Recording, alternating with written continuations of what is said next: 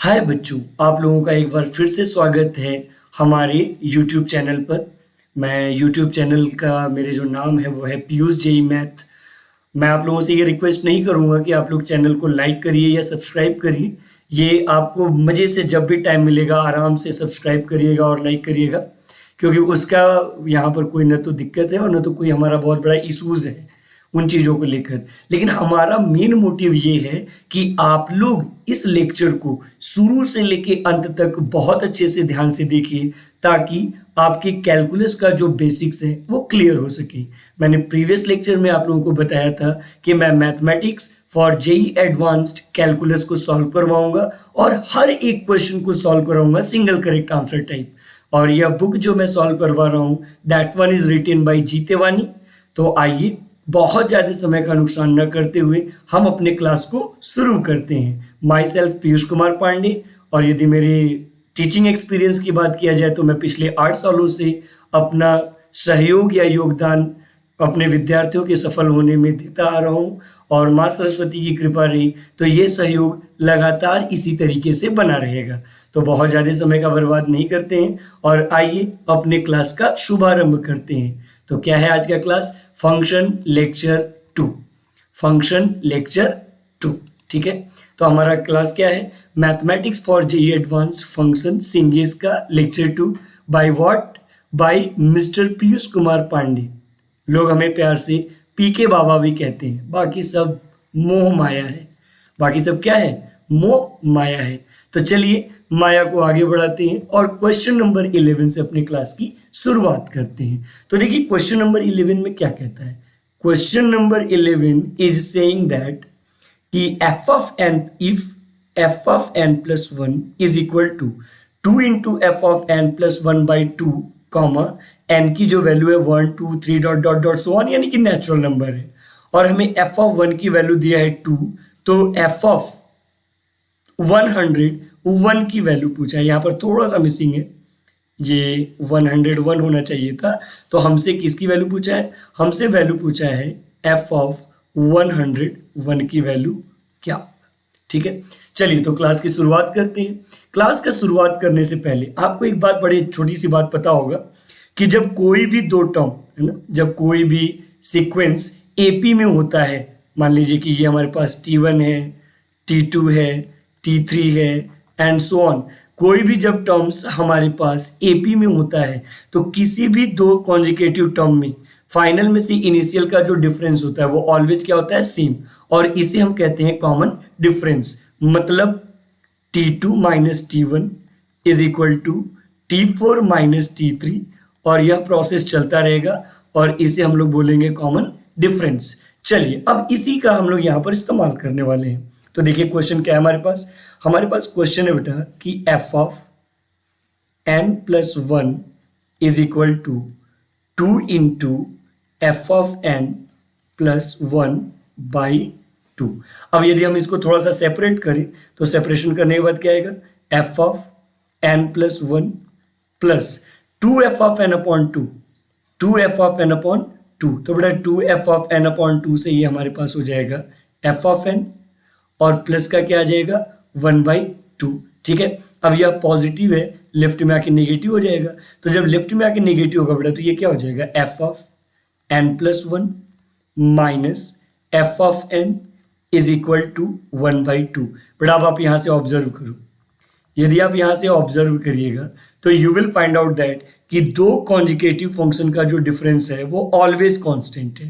तो बेटा जब दो कॉन्जिकेटिव सेम फंक्शन है और दो कॉन्जिकेटिव इनपुट का जब डिफरेंस ऑलवेज कांस्टेंट है, इसका मतलब कि हमारा जो फंक्शन होगा वो एपी में होगा, ठीक है।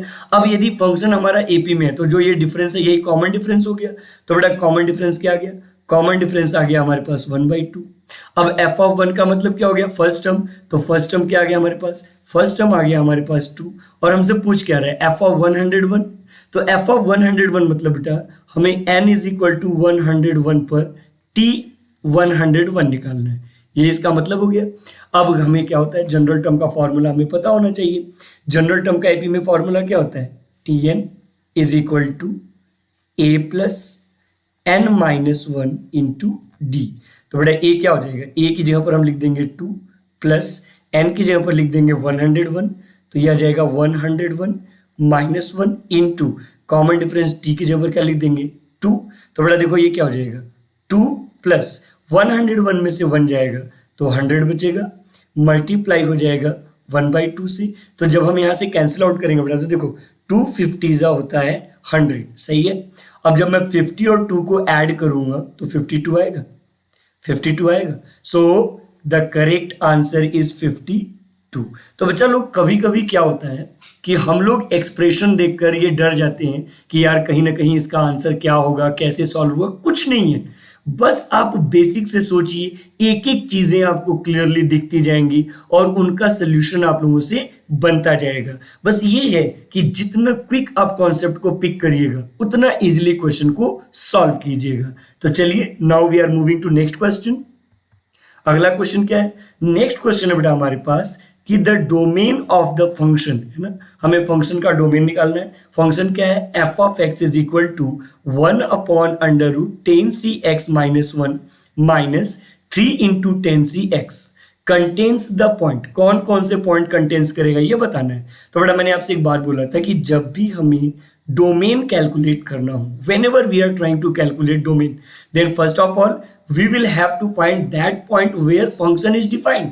हमें वो पॉइंट फाइंड आउट करना है जहां पर फंक्शन डिफाइंड हो। और रूट कहां पर डिफाइंड होता है, जब रूट के अंदर वाला पॉजिटिव हो। मतलब यहां से स्पष्ट हो गया कि 10cx minus 1 minus 3 into 10cx is greater then 0। Equal का सिंबल नहीं लिया, क्यों नहीं लिया, इक्वल का सिंबल इसलिए नहीं लिया क्योंकि डिनोमिनेटर कभी भी 0 के इक्वल नहीं हो सकता।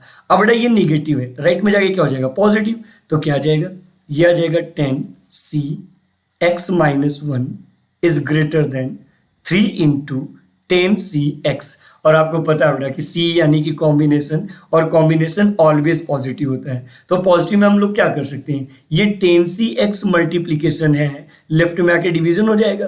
तो यहाँ पर क्या आ जाएगा 10cx minus 1 divided by 10cx is greater then 3।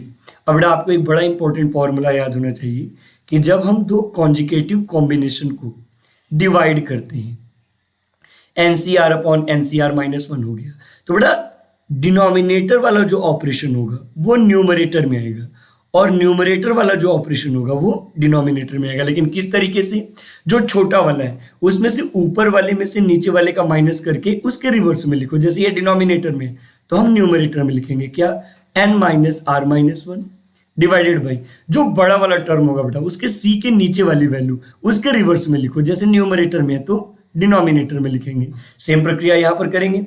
देखिए दो कॉन्जिकेटिव का रेशियो है, तो जब दो कॉन्जिकेटिव का रेशियो है तो बेटा छोटा वाला इस बार न्यूमरेटर में है। तो जब छोटा वाला न्यूमरेटर में है तो what can we do here, ये कर सकते हैं कि हम ऊपर में से नीचे वाले का माइनस करके डिनोमिनेटर में लिखेंगे। तो क्या आएगा, ये आ जाएगा 10, माइनस का जब मल्टीप्लीकेशन करेंगे बेटा तो प्लस वाला माइनस और माइनस वाला प्लस, तो माइनस एक्स प्लस 1, और जो बड़ा वाला है उसके नीचे वाली वैल्यू सीधे यहाँ पर आ जाएगा, ग्रेटर देन हो गया 3। अब आप सिंप्लीफाई कर लो। सिंप्लीफिकेशन करने के लिए क्या करते हैं, दोनों साइड माइनस का मल्टीप्लीकेशन कर लें, क्यों, ताकि लीडिंग कोफिशिएंट जो है वो पॉजिटिव हो जाए। तो बड़ा माइनस के मल्टीप्लीकेशन में क्या होता है, इनइक्वालिटी चेंज हो जाता है। तो ये आ जाएगा x upon x minus 11 is less then minus 3। अब आपको इतना तो पता ही है कि किसी भी इनइक्वालिटी को सॉल्व करने के लिए उसका एक साइड हम 0 रखते हैं, तो यह निगेटिव है बेटा, लेफ्ट में आके पॉजिटिव हो जाएगा। तो क्या आएगा, x upon x minus 11 plus 3/1 is less then 0।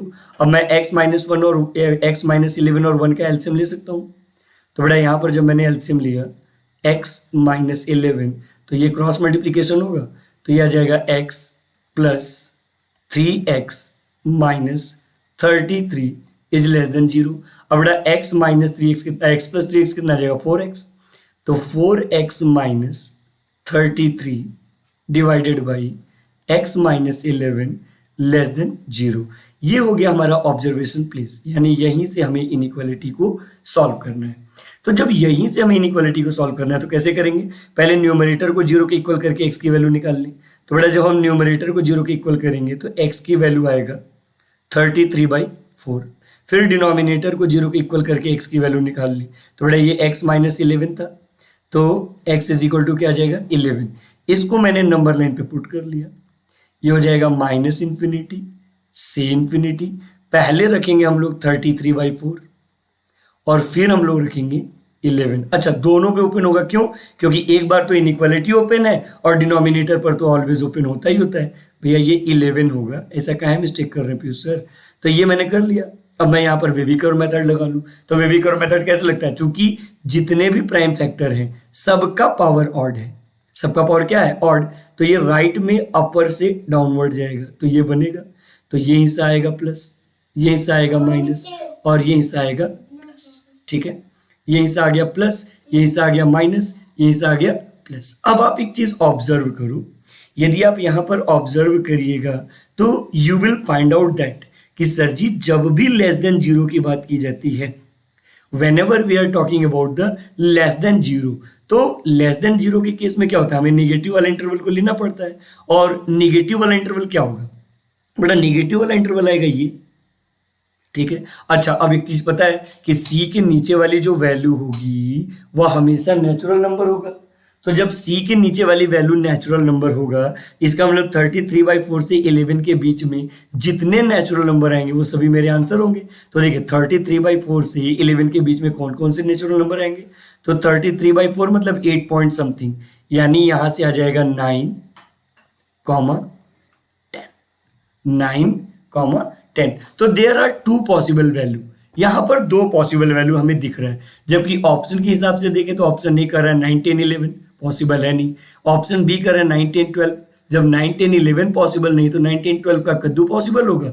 All the natural number भी पॉसिबल नहीं है, so the correct answer is none of which. कौन सा ऑप्शन करेक्ट होगा? None of which. तो इस तरीके से आप बोल सकते हो कि क्वेश्चन नंबर 12 का जो आंसर होगा वो डी होगा। तो बड़ा इस क्वेश्चन से हम लोगों ने क्या सीखा? हम लोगों ने ये सीखा कि कैलकुलेशन तो करना ही है, कैलकुलेशन के साथ साथ हमारा ऑब्जर्वेशन भी होना चाहिए। क्यों? क्योंकि बिना ऑब्जर्वेशन के हम कंक्लूजन तक नहीं पहुंच सकते, और बिना कंक्लूजन के जवाब देना मतलब अपने आप से अपने पैर में कुल्हाड़ी मारना है। क्यों? क्योंकि बिना कंक्लूजन के जवाब देना मतलब 99% चांस है कि आपका क्वेश्चन का आंसर गलत होना। ठीक है, तो now we are moving to next question, अगले क्वेश्चन की तरफ बढ़ा जाए। चलिए, तो दैट इज क्वेश्चन नंबर 13। अब क्या कह रहा है क्वेश्चन नंबर 13? क्वेश्चन नंबर 13 कह रहा है बेटा कि the domain of the function F of x is equal to X upon under root sine X log X minus cos log X, है ना? ये हमारे पास है sine log X cos log X. ठीक है, अब मैंने क्या बोला था? जहां पर दो फंक्शन या दो से ज्यादा फंक्शन हो तो पहले सभी फंक्शन का अलग अलग डोमेन निकाल लीजिए।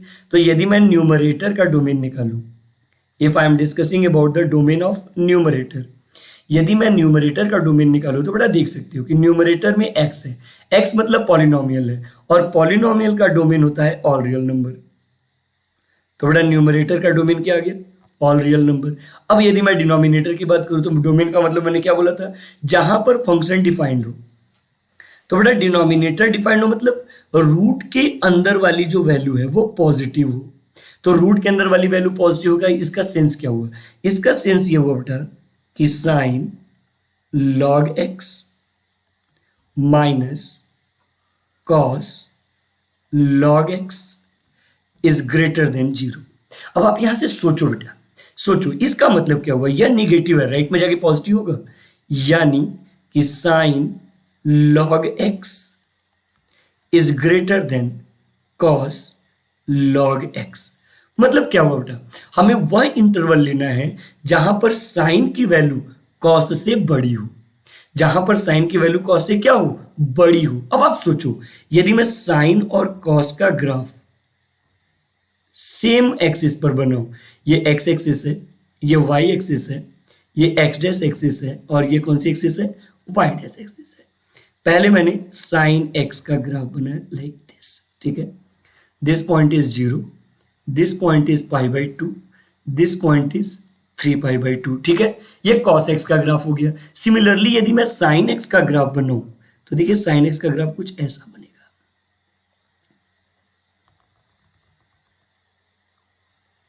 कुछ ऐसा बनेगा बेटा। तो ये हो गया, देखिए ये वाला जो ग्राफ हो गया हमारे पास, ये ग्राफ हो गया हमारे पास कॉस थीटा, अगर से आप एक्स को थीटा मानते हो तो, और ये वाला ग्राफ हो गया हमारा साइन थीटा। तो देखिए जो ग्राफ अपवर्ड होगा उसकी वैल्यू ज्यादा होगी जो ग्राफ डाउनवर्ड है उससे।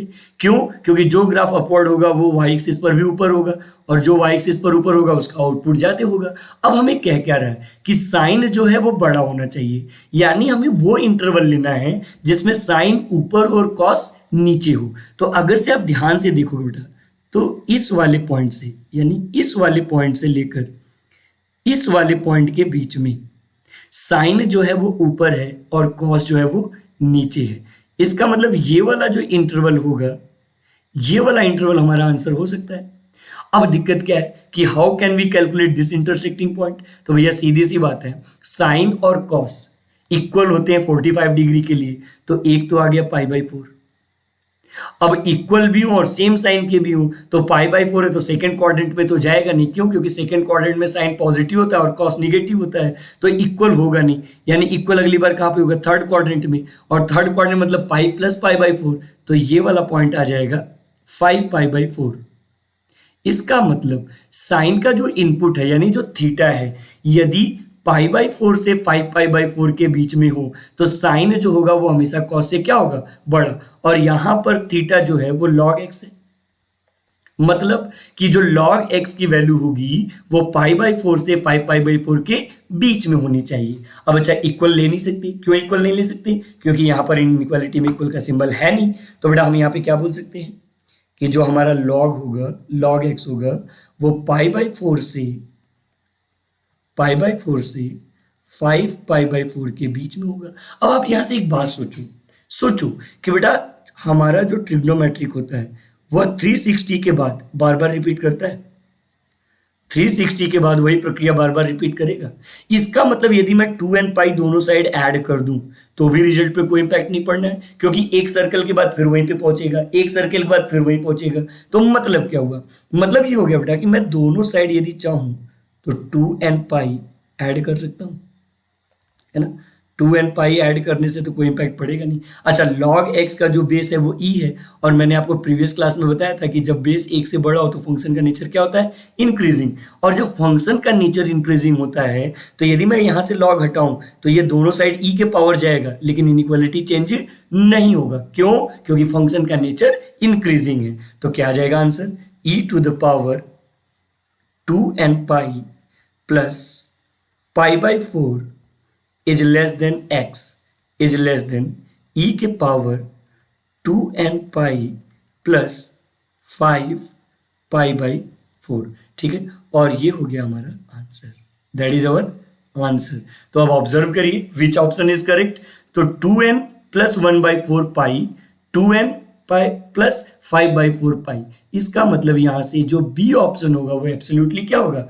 करेक्ट। क्यों ऐसा किया मैंने? क्योंकि बेटा मैं न्यूमरेटर और डिनोमिनेटर का अगर से इंटरसेक्शन लूं तो न्यूमरेटर जो है वो ऑल रियल नंबर है, तो दोनों में कॉमन तो डिनोमिनेटर ही मिलना है। So B option is absolutely correct. तो इस तरीके से आप अपने क्वेश्चन को सॉल्व कर सकते हैं और सोच सकते हैं कि विच ऑप्शन इज करेक्ट। बेटा मैं बार बार एक बात को रिपीट करूंगा, आपके पास जितने भी रिसोर्सेज हैं सिर्फ उन रिसोर्सेज का इस्तेमाल करना सीख लीजिए। आप लोगों को सब कुछ आता है, सिर्फ रिसोर्स का इस्तेमाल करिए, है ना। वो चीजें आपको अपने आप कैलकुलेशन सोल्यूशन तक पहुंचा देगा। लेकिन यदि रिसोर्स का इस्तेमाल करना नहीं सीखते हो तो चाहे जितने भी बड़े बड़े कॉन्सेप्ट पढ़ लीजिए, अटकना आपका तय है।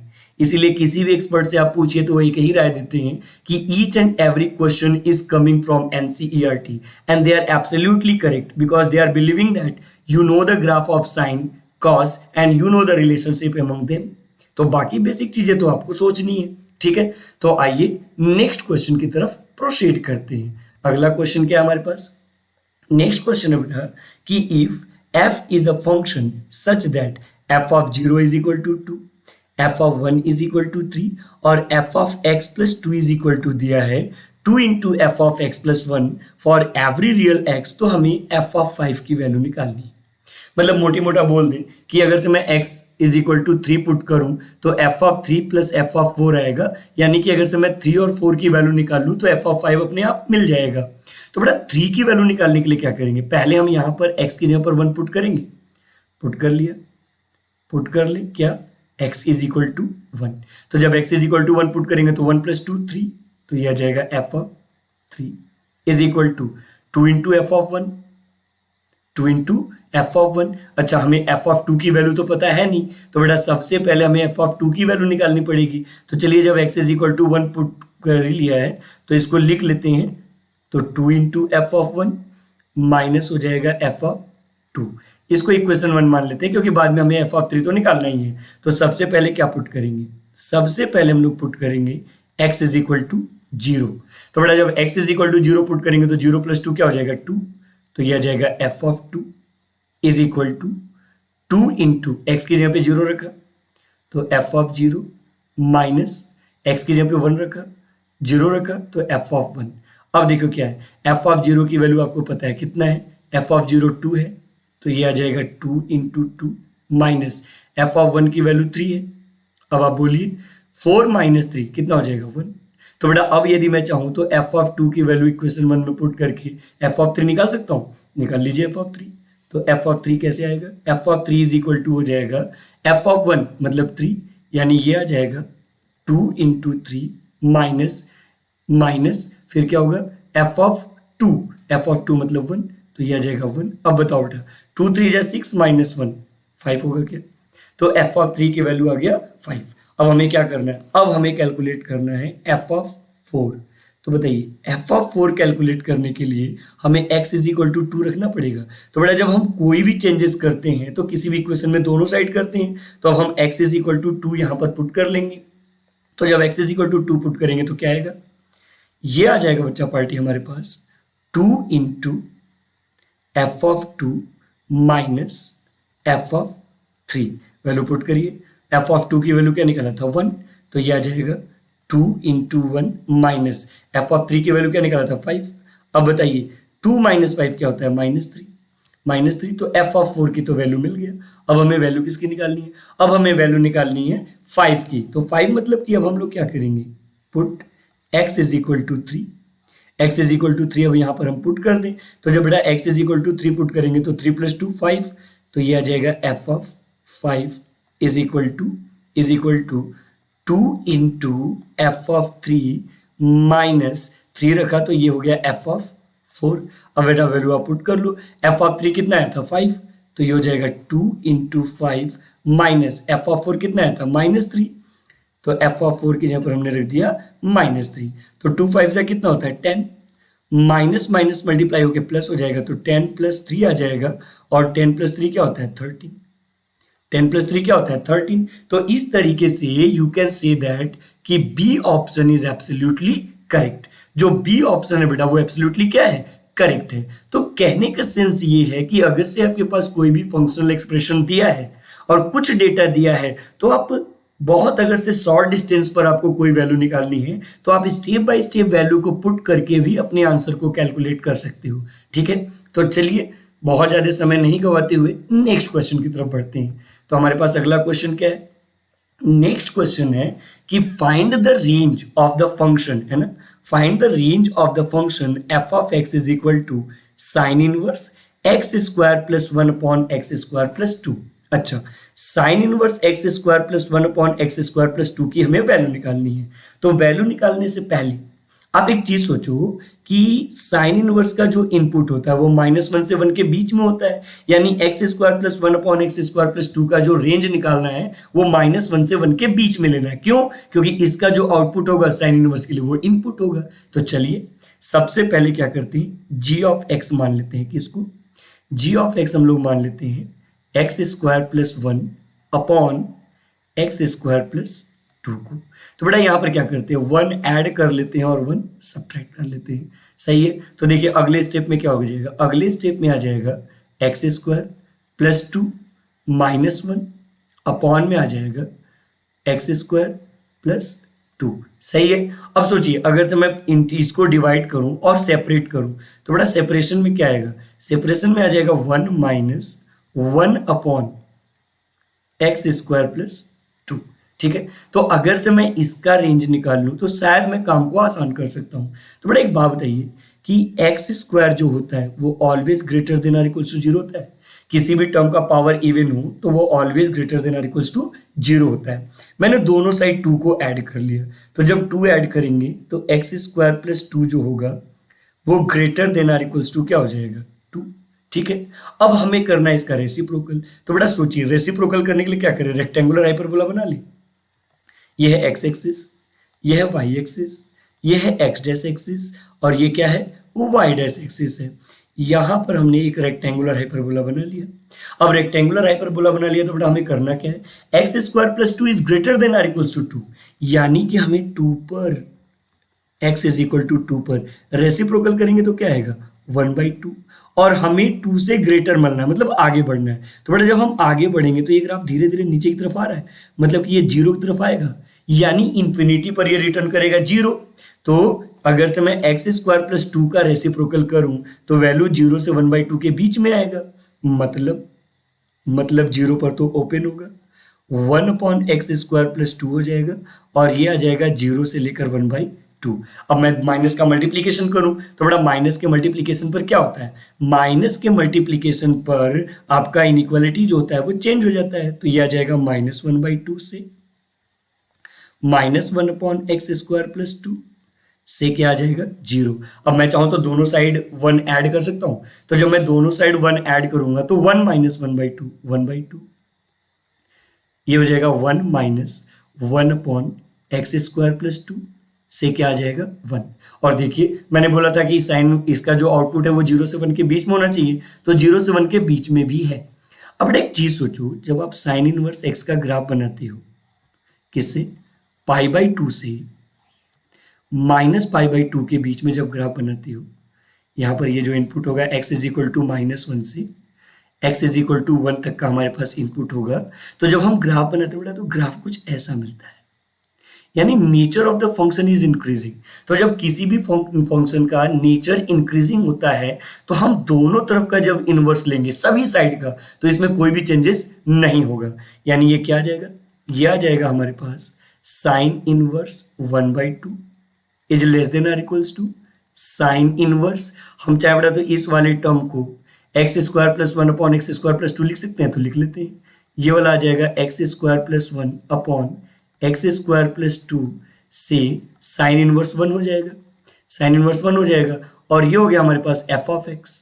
अब आप सोचो, साइन इनवर्स 1/2 इज π/6, π/6 क्लोज, ये हो गया f(x) से साइन इनवर्स 1 मतलब π/2, यानी कि जो वैल्यू होगी वो किसके किसके बीच में होगी, π/6 से लेकर π/2 के बीच में होगा।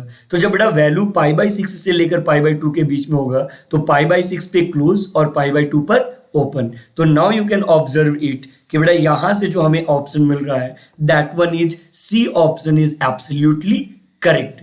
तो बच्चा पार्टी इसीलिए कहते हैं stay tune on this channel. क्यों? क्योंकि जितने भी क्वेश्चन आपको सॉल्व कराए जाएंगे that one is too good and too extraordinary. तो बने रहिए और एक एक बातों को बारीकी से ऑब्जर्व करिए। जितना बेहतर ऑब्जर्व करिएगा आपको उतना बेहतर जवाब मिलेगा। ठीक है, तो चलिए नेक्स्ट क्वेश्चन की तरफ हम लोग मूव करते हैं। तो यदि हम लोग नेक्स्ट क्वेश्चन की तरफ मूव करें बेटा, तो अगला क्वेश्चन क्या है, नेक्स्ट क्वेश्चन है कि the function f(x) is equal to sec inverse x upon √x minus greatest integer x, where denotes the greatest integer less than or equals to x is defined for all x। बेटा defined for all x मतलब domain. अच्छा एक बात आपको तो पता ही है कि अगर से मैं न्यूमरेटर की यहां पर चर्चा करूं, if I am going to discuss about the numerator, यदि मैं न्यूमरेटर की चर्चा करूं बेटा तो आप यहां पर एकदम क्लियरली समझ सकते हो, बिना कुछ सोचे समझे आप लोग अपने दिमाग की बत्ती जला सकते हो क्या, कि सर जी न्यूमरेटर में जो फंक्शन है वो है सेक इनवर्स x, और सेक इनवर्स x में जो x की इनपुट होती है वो होती है -∞ से -1 पे क्लोज यूनियन 1 से इंफिनिटी। अगर से मैं इसको सेम लाइन पर बना लूं तो कैसे बनाऊंगा, -∞ से इंफिनिटी, ये आ जाएगा -1, ये आ जाएगा 1, मैंने -1 पे भी क्लोज कर लिया और मैंने 1 पे भी क्लोज कर लिया, मतलब लेना है इसे। तो एक हिस्सा हमारे पास ये मिल जाएगा और दूसरा हिस्सा हमारे पास ये मिल जाएगा। ठीक है, अब यदि हम लोग बात करें अबाउट द डिनोमिनेटर, किसकी बात करें? डिनोमिनेटर की बात करें। तो बच्चा पार्टी यदि हम लोग डिनोमिनेटर की बात करें तो क्या है हमारे पास? हमारे पास डिनोमिनेटर में √x minus greatest integer x। बेटा सोचो, कॉमन सेंस से सोचो, x यानी किसी भी नंबर में से यदि हम उसकी इंटीग्रल वैल्यू को माइनस करें तो हमेशा फ्रैक्शनल वैल्यू मिलता है, यानी x minus greatest integer x जो होगा वो फ्रैक्शनल पार्ट ऑफ x आएगा। रूट है तो यह ऑलवेज पॉजिटिव होना चाहिए, और यहां से साथ ही साथ क्या है, यानी फ्रैक्शनल पार्ट ऑफ x जो है वो ग्रेटर देन 0 होना चाहिए। अब आपको पता है कि फ्रैक्शनल पार्ट ऑफ x का वैसे भी रेंज 0 से 1 के बीच में ही आता है। तो कहने का सेंस ये बेटा कि यह हर जगह पे डिफाइंड होगा, लेकिन x की इंटीग्रल वैल्यू हम नहीं लेंगे। क्यों नहीं लेंगे? क्योंकि x की इंटीग्रल वैल्यू पर फ्रैक्शनल पार्ट 0 रिटर्न करेगा, जबकि यहाँ पर हमें 0 छोड़ना है। तो बेटा हम यहाँ से क्या बोल सकते हैं कि फ्रैक्शनल पार्ट ऑफ x आ गया all real number except integer. Integer except integer मतलब बेटा हमें सब कुछ लेना है, ध्यान से देखिए, हमें सब कुछ लेना है लेकिन इंटीजर्स नहीं लेना है। इंटीजर्स नहीं लेना मतलब क्या नहीं लेना है?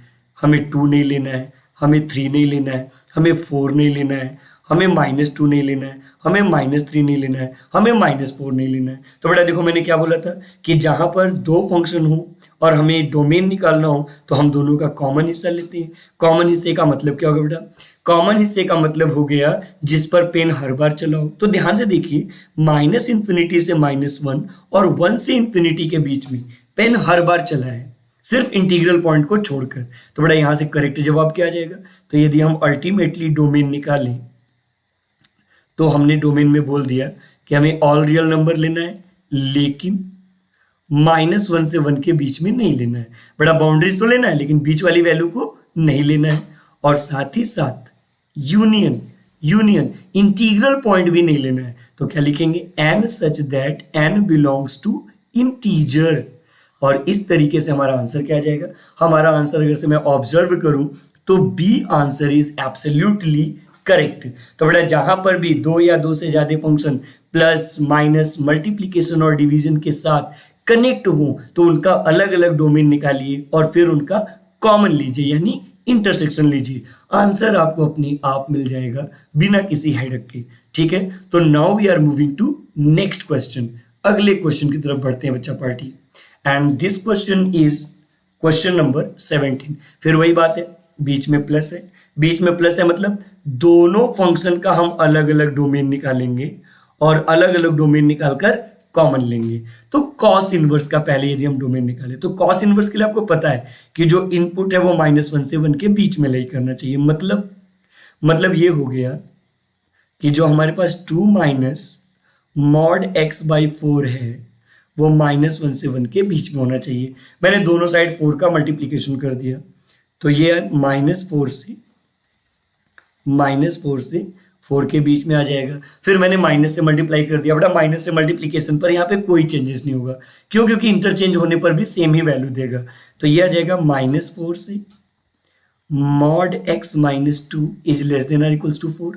अब मैं दोनों साइड चाहूँ तो 2 ऐड कर सकता हूँ। बेटा जब 2 ऐड करूंगा तो -4 + 2 -2 इज लेस देन और equals to minus mod x is less than और इक्वल्स टू 6। अब बेटा एक चीज सोचो कि मॉड जो होता है वो ऑलवेज पॉजिटिव होता है और पॉजिटिव वैल्यू जो होता है वो हमेशा निगेटिव से बड़ा होता है, यानी लेफ्ट के लिए तो यह ऑलवेज ट्रू हो गया।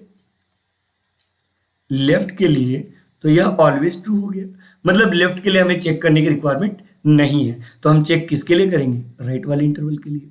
तो जब राइट वाले इंटरवल के लिए चेक करेंगे बेटा तो क्या आएगा? यह आ जाएगा mod x is less than और इक्वल्स टू 6। और आपको पता है कि जब ऐसा केस बने तो जो x की वैल्यू होती है वो -6 से 6 के बीच में होती है।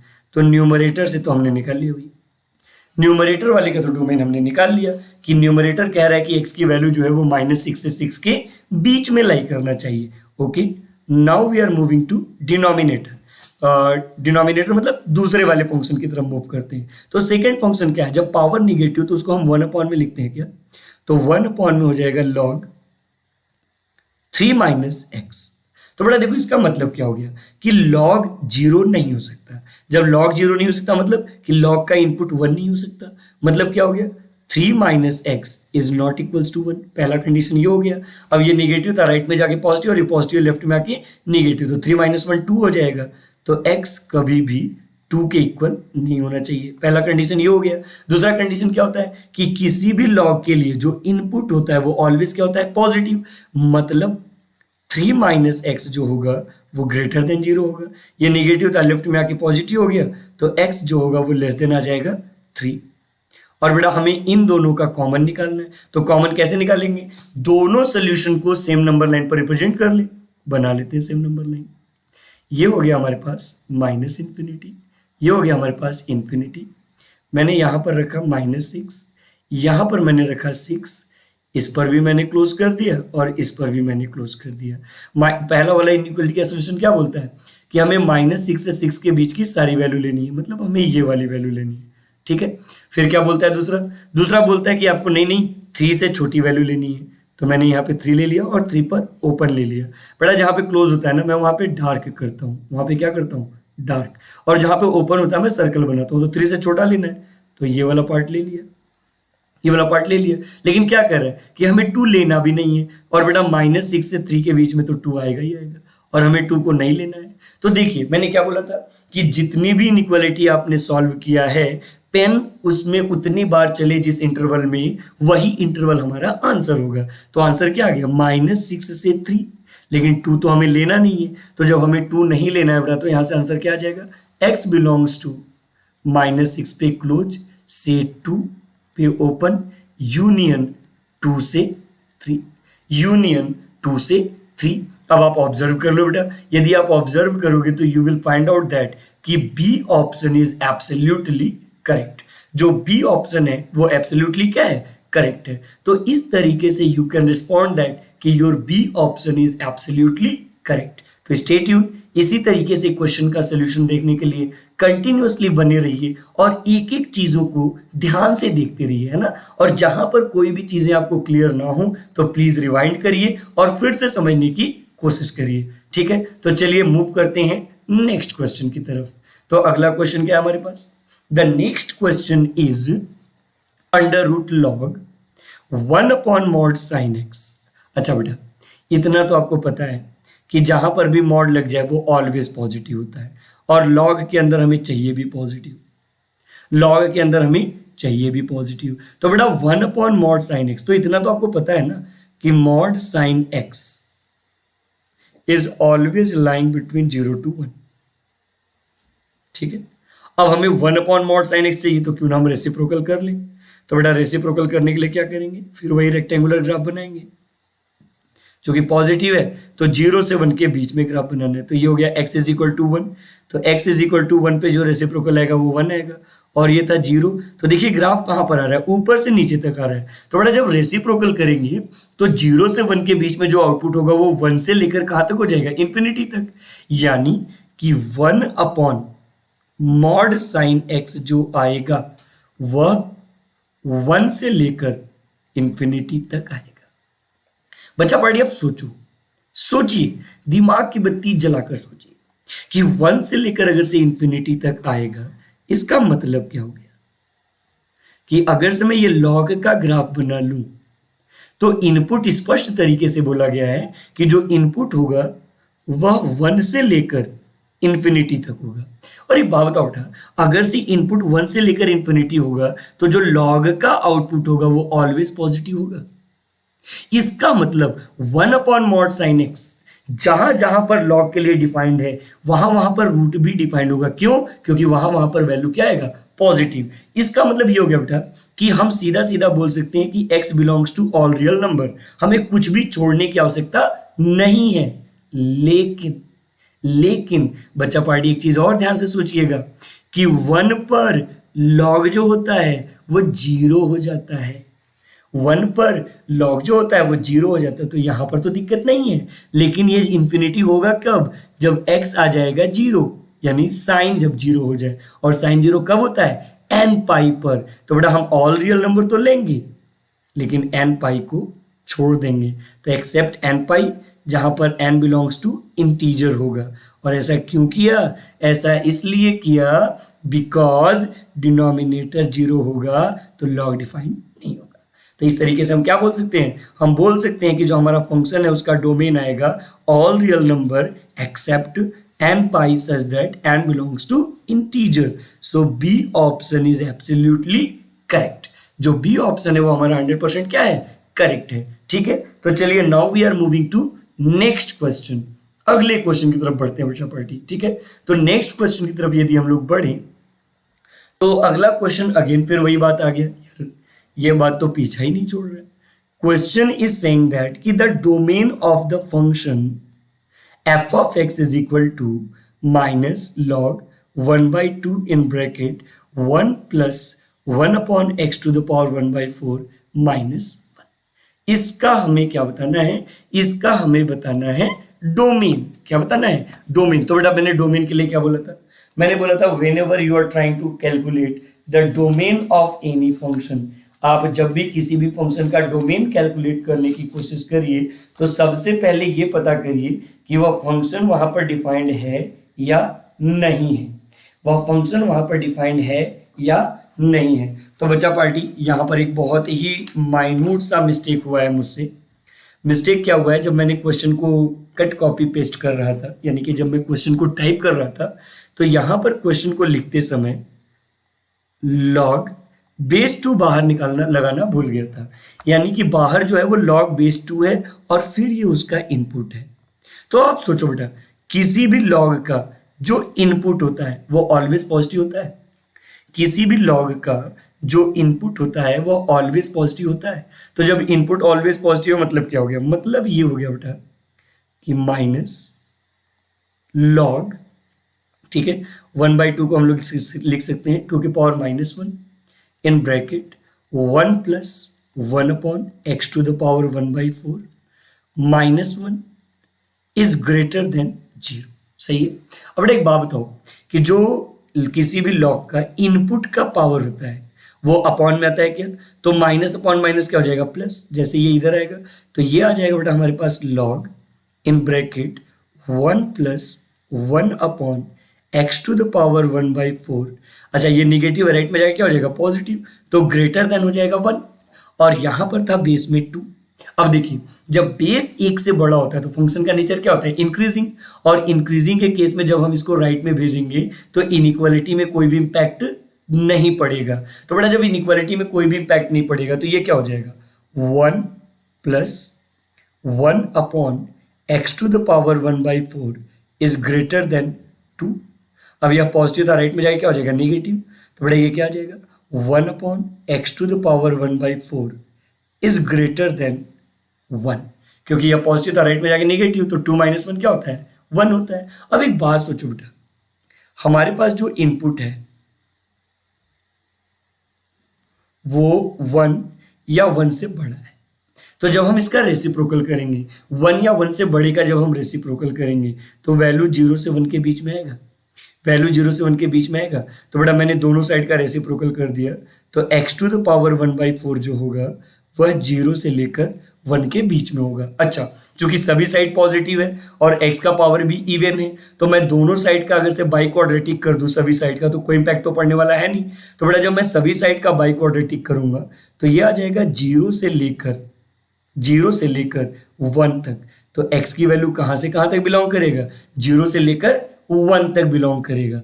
तो ये हो गया 19 का A option is absolutely correct. तो बच्चा पार्टी आप लोगों ने एक चीज ऑब्जर्व किया, हम लोगों ने जो छोटी छोटी बातें पढ़ी थी इनइक्वालिटी में, रेसिप्रोकल करना, जो छोटे छोटे कन्वर्जन पढ़े थे कि माइनस का मल्टीप्लिकेशन करेंगे तो इनइक्वालिटी चेंज हो जाएगा। फिर हम लोगों ने पढ़ा था कि अगर से लॉग के डिनोमिनेटर में कुछ हो तो वह 1 अपॉन में करके आ जाता है। तो ये जो छोटी छोटी बातें हैं ना बेटा, इन सभी बातों को कंबाइन करके ही क्वेश्चन फ्रेम किया गया है। इसीलिए कहा जाता है कि जब आप क्लासरूम में पढ़िए तो हर एक बात को इतना ध्यान लगाकर पढ़िए कि आपको ये सारे बेसिक्स क्लियर हों, ताकि जब क्वेश्चन डिस्कस किया जाए तो आपको किसी भी तरह की समस्या ना आए। अब जैसे यहीं पर था, आप लोग पूछ सकते हो कि सर आपने रेसिप्रोकल करने का डिसीजन क्यों लिया, तो बड़ी सीधी सी बात है, हमें x की वैल्यू निकालनी है और x तभी निकालेंगे जब डिनोमिनेटर से न्यूमरेटर में जाए। और कोई भी चीज़ जब अपना प्रोसेस अपना प्लेस रिवर्स करता है, डिनोमिनेटर से न्यूमरेटर में जाएगा, तो जाएगा कब, जब रेसिप्रोकल करेंगे। दैट्स वाई रेसिप्रोकल की जरूरत पड़ी और उसके लिए हमने कोऑर्डिनेट ज्योमेट्री का रेक्टेंगुलर हाइपरबोला इस्तेमाल में लाया। ठीक है, तो चलिए बढ़ते हैं नेक्स्ट क्वेश्चन की तरफ, और ये हमारा आज का लास्ट क्वेश्चन होगा। क्वेश्चन क्या है? द क्वेश्चन इज कि the range of f of x is equal to sine inverse under root x square plus x plus one. अरे एक बात आपको पता है, इस साइन इनवर्स के लिए under root x square plus x plus one will treated as a input, यानी इस under root x square plus x plus one का जो आउटपुट आएगा वो साइन इनवर्स का क्या होगा, इनपुट। यानी सबसे पहला हमारा काम है बेटा under root x square plus x plus one का आउटपुट निकालना। लेकिन एक चीज और ध्यान रखना है क्या, कि साइन इनवर्स जितने भी इनपुट एक्सेप्ट करता है वह -1 से 1 के बीच में एक्सेप्ट करता है। तो जब -1 से 1 के बीच में एक्सेप्ट करता है तो अब आप यहां से अपने दिमाग की बत्ती जलाइए, यदि जला सकते हो तो। यानी कि under root x square plus x plus one का जो हमें आउटपुट लेना है वो कहां से कहां तक लेना है, -1 से 1 के बीच में। तो हम लोग क्या करें, x square plus x plus one का ग्राफ बना लें क्या?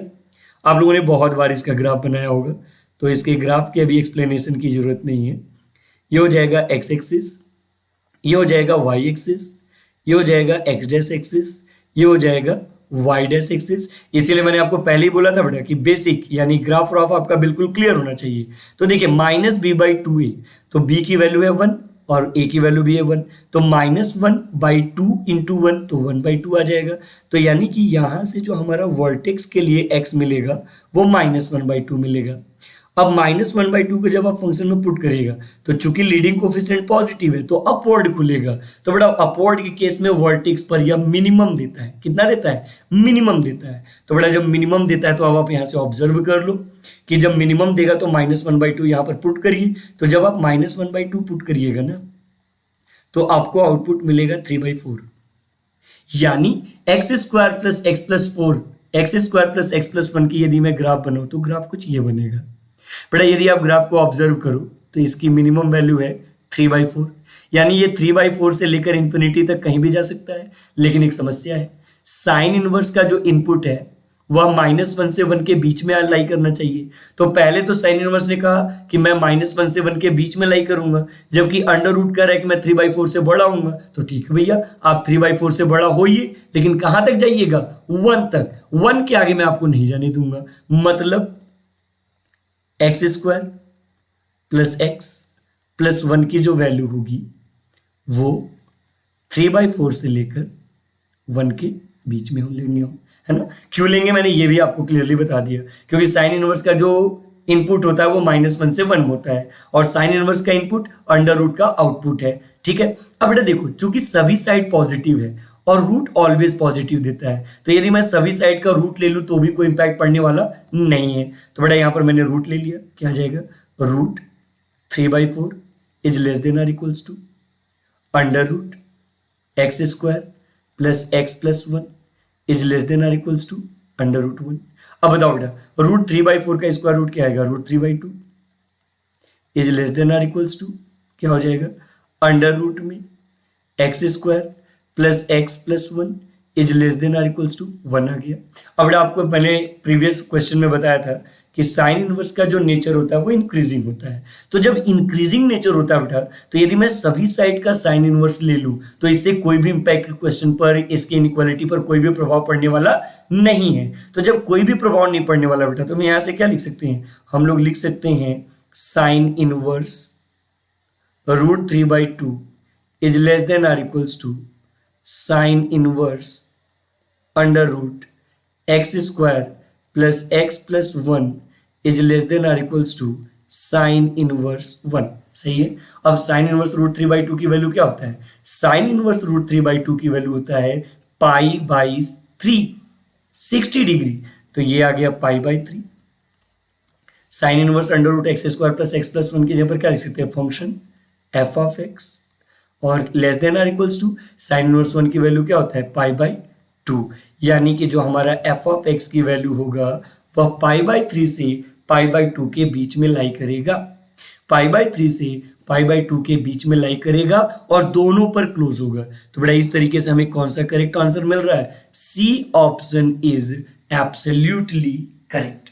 जो सी ऑप्शन है वो एब्सोल्युटली क्या है? करेक्ट है। तो बच्चा पार्टी आज के लिए बस इतना ही करते हैं, मिलते हैं नेक्स्ट क्लास में इसी मुस्कुराहट के साथ। तब तक के लिए बहुत बहुत धन्यवाद and thank you very much for your great love and support. Thank you all of you. Thank you बच्चा पार्टी। मिलते हैं नेक्स्ट क्लास में 21 से लेकर 30 तक के क्वेश्चन के लिए। तब तक के लिए बाय बाय बच्चा party. Keep it up and बनाए रखिए भाई, मेहनत को अपनी लगातार इसी तरीके से बनाए रखिए और चीज़ों को ऑलवेज कंटिन्यू रखिए। Best wishes for future success. Thank you all of you.